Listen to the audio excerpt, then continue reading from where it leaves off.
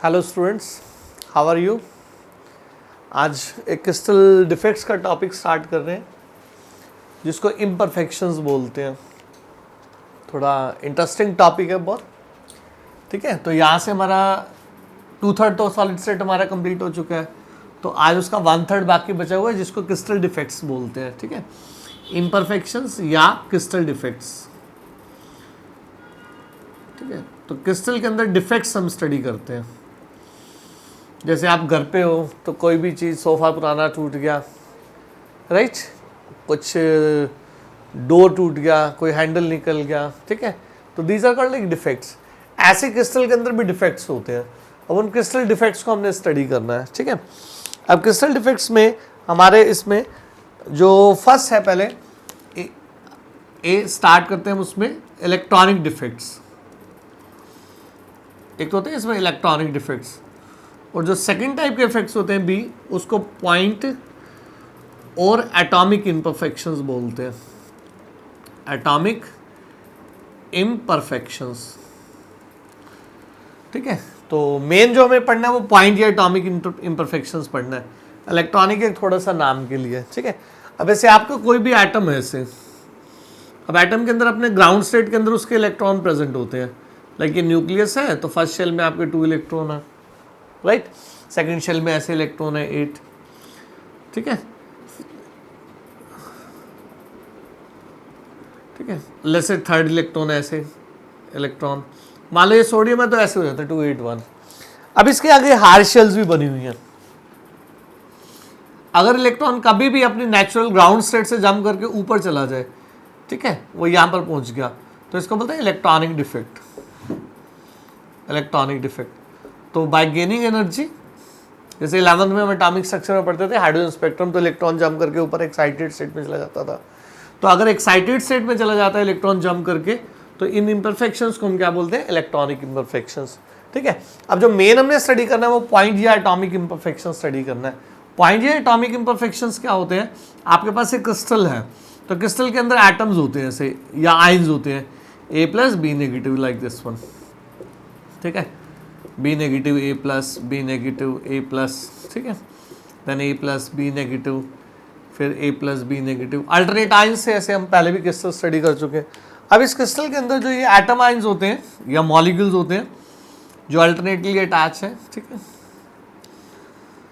अगर मान लो यहां से कोई एक एटम आयन मिसिंग हो जाए अपने साइड से, ये क्यों होता है? अब आप सोचोगे ये क्यों हो जाता है, ये हीट के कारण होते हैं, जिनको हम थर्मोडायनेमिक डिफेक्ट्स भी बोलते हैं। इसीलिए thermodynamic defects, these are also called as thermodynamic defects. Why these are called thermodynamic defects?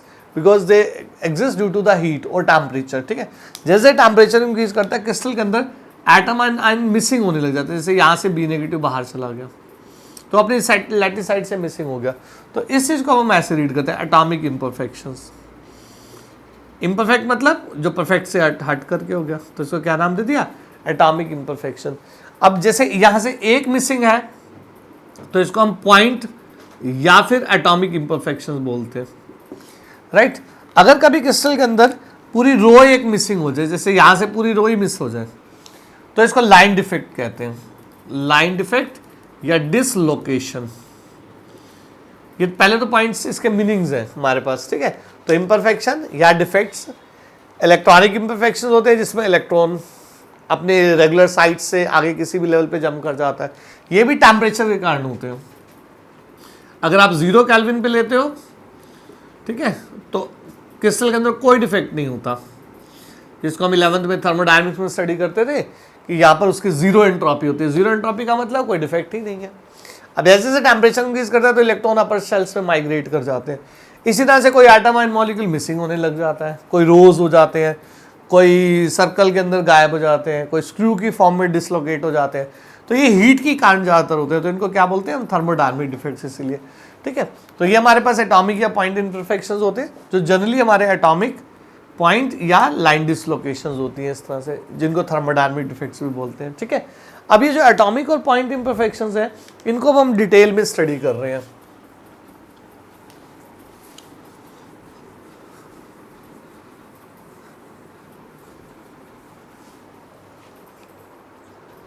Like atomic imperfections या एटॉमिक डिफेक्ट्स। तो ये एटॉमिक डिफेक्ट्स हैं, इनको 3 कैटेगरी में डिवाइड करते हैं, ठीक है। फर्स्ट आपके पास stoichiometric defects, second non stoichiometric defects, और थर्ड इम्प्योरिटी डिफेक्ट्स। ये 3 पहले तो ब्रॉड कैटेगरीज है हमारी इम्प्योरिटी डिफेक्ट्स। तो पहले तो वर्ड होता है डिफेक्ट्स, वो डिवाइड हो जाता है इलेक्ट्रॉनिक एंड पॉइंट या एटॉमिक। अब पॉइंट और एटॉमिक ही हमारा मेन होता है, तो एटॉमिक और पॉइंट डिफेक्ट्स को हम फर्दर 3 कैटेगरी में डिवाइड किया गया, एटॉमिक या पॉइंट, ये हमारा मेन स्टडी करने का एरिया। तो one is स्टोइशियोमेट्रिक defects, second is non stoichiometric defects, third is impurity defects, right. अब सबसे पहले हम फर्स्ट कैटेगरी को स्टडी कर रहे हैं, वो क्या है स्टोइशियोमेट्रिक डिफेक्ट्स। पहले इनकी मीनिंग और नॉन स्टोइशियोमेट्रिक में डिफरेंस क्या है। इम्प्योरिटी हम बाद में लास्ट में नेक्स्ट वीडियो में भी लेंगे। जो स्टोइशियोमेट्रिक डिफेक्ट होता है, मान लो आपका क्रिस्टल अब ए बी है ऐसे, ठीक है, इसके अंदर 100 पार्टिकल्स ए के हैं, ऐसे 100 इसके अंदर बी के हैं। अब क्रिस्टल के अंदर डिफेक्ट हो गया, ए और बी मिसिंग है, let's say 2 A are missing 2 B are missing, ठीक है। तो हमारा क्रिस्टल क्या बन गया, ए 98 बी 98, मतलब दोनों 98 98 है, ठीक है। तो अब इसके अंदर जो रेशो है, जैसे इसकी पहले रेशो थी 1:1, अभी भी रेशो कितनी है 1:1। अगर क्रिस्टल के अंदर डिफेक्ट होता है और उसके अंदर एटम आइंस मॉलिक्यूल्स की, 2 एटम आइंस की ए या बी की रेशो अगर सेम रहती है, इसको बोलते हैं स्टोइशियोमेट्री। स्टोइशियोमेट्री मतलब रेशो। नॉन स्टोइशियोमेट्री में यही ए भी आपका ऐसे हो जाए, ये 97 हो जाए, ये 99 हो जाए, तो रेशो चेंज हो गई। तो if ratio gets change, ratio changes, that's called what? Non-stoichiometric defect. If the ratio is the same, it's called stoichiometric defect. If ratio changes, it's called non-stoichiometric. Impurity एक अलग कैटेगरी का होता है, ठीक है। तो अब हमारे पास यहाँ पर पहला फर्स्ट स्टोइशियोमेट्रिक डिफेक्ट्स है। तो स्टोइशियोमेट्रिक डिफेक्ट्स में हमारे पास स्टोइशियोमेट्रिक डिफेक्ट्स, ठीक है। स्टोइशियोमेट्रिक डिफेक्ट्स क्या है, जहां पर आपके क्रिस्टल के अंदर रेशो सेम है, जैसे मान लो 95 तो ये भी 95, तो रेशो इज सेम। तो जो पहले रेशो थी वही रेशो भी है। अभी ऐसे भी हो सकता है, जरूरी नहीं कि 1:1 हो, लाइक ए बी आपके पास ये 100 हो, ये 200 हो हमारे पास, ठीक है। अब क्रिस्टल के अंदर डिफेक्ट आ गया ए बी ऐसे, उसका रेशो सेम रहना चाहिए, जैसे ये 1:2 रेशो है। अब मान लो ये 95 है तो ये 190 हो जाए ऐसे, तो अभी भी रेशो कितना है 1:2। तो क्रिस्टल के अंदर डिफेक्ट होने के बाद अगर रेशो उसका जो पहले था, जिसको हम फॉर्मूले भी बोलते हैं, अगर that remains the same, the defect is called as stoichiometric defect, ठीक है। अब ये स्टोइशियोमेट्रिक डिफेक्ट जो होते हैं ये फर्दर 2 कैटेगरी के होते हैं, उसको बोलते हैं स्कॉटकी एंड फ्रेंकल डिफेक्ट्स। अब वो हमारा फर्स्ट मेन स्टार्ट होता है, ठीक है। तो stoichiometric defects are further divided into Schottky and Frenkel defects, Schottky, ठीक है, and Frenkel defects, Frenkel defects, ठीक है। तो ये फर्दर 2 टाइप के हो जाते हैं, स्कॉटकी एंड फ्रेंकल डिफेक्ट्स। अब स्कॉटकी डिफेक्ट क्या होता है, लेट्स से हमारे पास ये क्रिस्टल है ऐसे A+,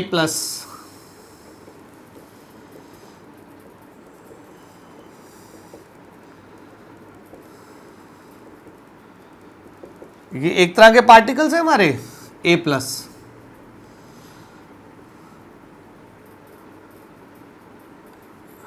यहाँ पे A कह सकते हो, ठीक है। इसी तरह से हमारे B है इसके अंदर, like this way, B+, B-, right, B-, ये अल्टरनेट लगे हुए हैं यहाँ पर, राइट, B-,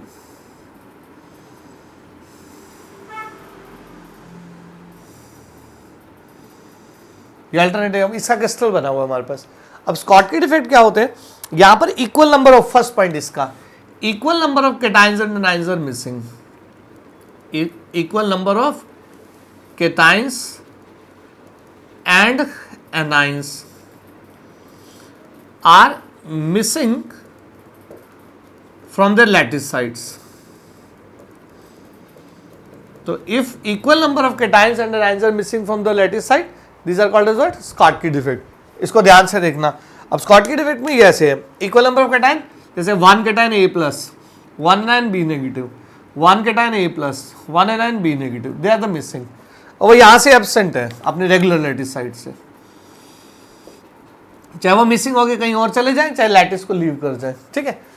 अच्छा, तो यहाँ पर जो ये इक्वल नंबर ऑफ कैटायंस और एनायंस मिसिंग होते हैं और ये लैटिस को छोड़ भी देते हैं, दे लीव द लैटिस,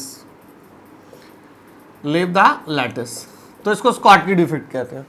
जबकि फ्रैंकल डिफेक्ट ऐसे होता है, like this one, A plus B negative, A plus B negative, A plus B negative, A plus B negative, A plus, जैसे ये हमारे पास है ऐसे, ये A वाले हैं, ये B वाले हैं, इस तरह से।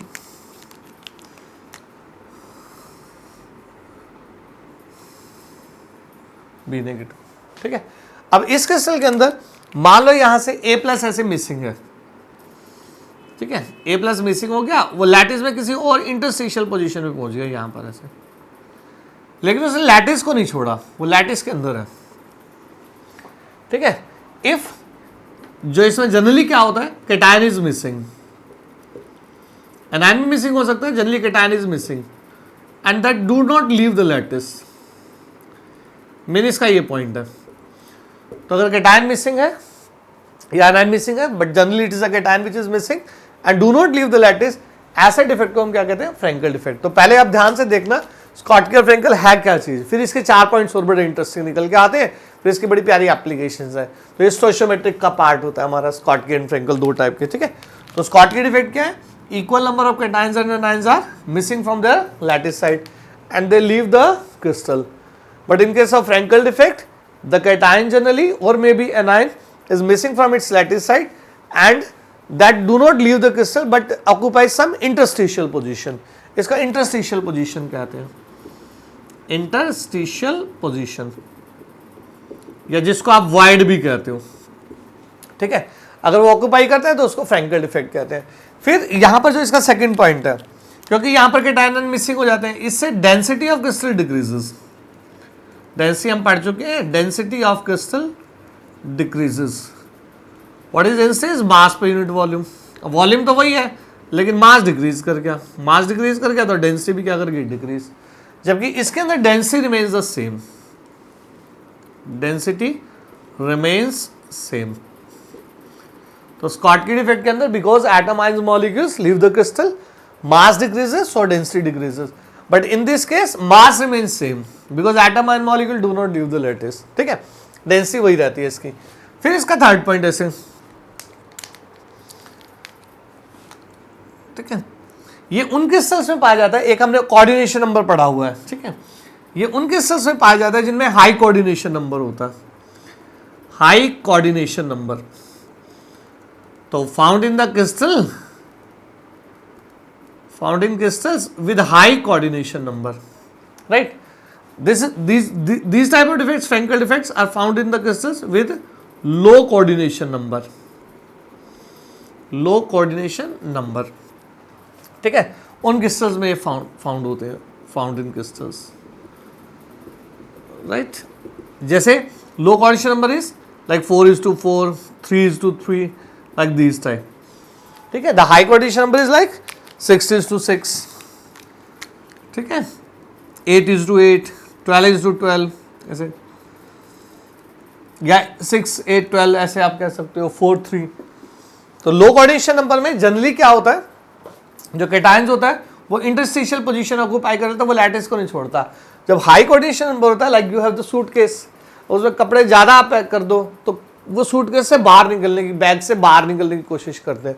तो हाई कोऑर्डिनेशन नंबर में एटम आयन मॉलिक्यूल लैटिस को छोड़ने की कोशिश करता है, तो ये हाई कोऑर्डिनेशन नंबर पाए जाते हैं, ये लो कोऑर्डिनेशन नंबर में पाए जाते हैं, ठीक है। फिर इसी का ये 2 सिनोनियम्स आ जाते हैं, 4th and 5th point, 4th and 5th, ठीक है। अब हाई कोऑर्डिनेशन नंबर कब होता है? जैसे हमारे पास कोऑर्डिनेशन नंबर देखना हो तो कैटायन टू एनायन रेशियो बोलते हैं, ऐसे कैटायन टू एनायन, हमारे पास एनायन है, ये कैटायन है, ठीक है। जैसे ये कैटायन है, ये एनायन है, ऐसे, केटाइन एनाइन, ठीक है। हाई लो कोऑर्डिनेशन नंबर कब होगा जब एनाइन से आपका केटाइन स्मॉल होगा compare to cation, anion cation is smaller. यहां पर केटाइन थोड़ा बड़ा साइज का होता है तो वहां केटाइन छोटा होता है एनाइन के मुकाबले, ठीक है। तो इससे क्या बनता है आपका हाई रेडियस रेशो, वो बस सिनोनियम है उसके, हाई रेडियस रेशो। इससे बनता है हमारा लो रेडियस रेशो, लो रेडियस रेशो, राइट, ठीक है। तो अब यहां पर क्या होता है, जो रेडियस रेशो है, रेडियस रेशो इज हाई।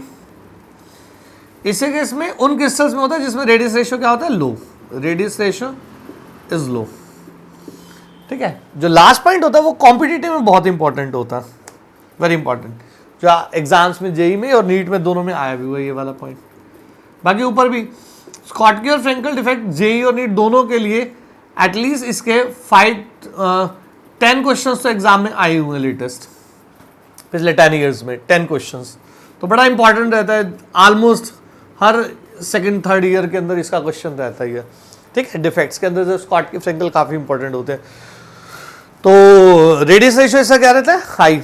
तो अब इसका जो केटाइन का साइज है, cation size compare to anion अगर हम देखें तो इज लार्ज, वो लार्ज रहता है। अगर इसमें देखें फिफ्थ पॉइंट हम, cation is smaller, cation is small compare to anion. तो एनाइन से देखें तो केटाइन ज्यादा बड़ा नहीं होता, छोटा होता है, इसमें केटाइन लार्ज होता है। तो ये हमारे एक तो डिफरेंसेस होते हैं। तो स्कॉटकी डिफेक्ट और फ्रेंकल डिफेक्ट में पहले तो 5 डिफरेंसेस है। Schottky defects found in those crystals, ठीक है, with a high coordination number, equal number of cations and anion missing from the lattice side, leave the lattice, जिससे डेंसिटी घट जाती है, हाई कोऑर्डिनेशन में पाया जाता है, रेडियस रेशियो उसका हाई रहता है, केटाइन का साइज जो होता है रिलेटिवली एनाइन के मुकाबले में बड़ा है। फ्रेंकल डिफेक्ट्स उन क्रिस्टल में पाए जाते हैं जिनका लो कोऑर्डिनेशन नंबर होता है। यहाँ केटाइन लैटिस को छोड़ता नहीं है, बट वो इंटरस्टिशियल पोजीशन या वाइड को, अल्टरनेटिव पोजीशन को ऑक्यूपाई कर लेता है। डेंसिटी पे इस पर कोई फर्क नहीं पड़ता। जिसका रेडियस रेशियो है वो लो रहता है। केटाइन जो होता है वो जनरली एनाइन के मुकाबले क्या है, स्मॉलर साइज का है। तो ये पहले इसके डिफरेंसेस में।